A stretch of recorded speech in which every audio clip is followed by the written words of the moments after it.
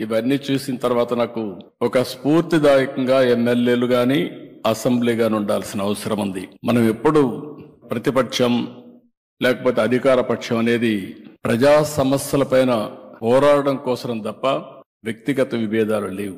మేము చూసేవాళ్ళం, హోరాహోరీగా పోరాడేవాళ్ళం. బయట వస్తే పక్కనే లాబీకి వస్తానే ఆప్యాయంగా పలకరించుకునేవాళ్ళం. అది పాలిటిక్స్. రాజకీయాలు కలుషితం అయిపోయినాయి. ఏదో బద్ధ శత్రువులుగా ఓసారి నేను చూశాను.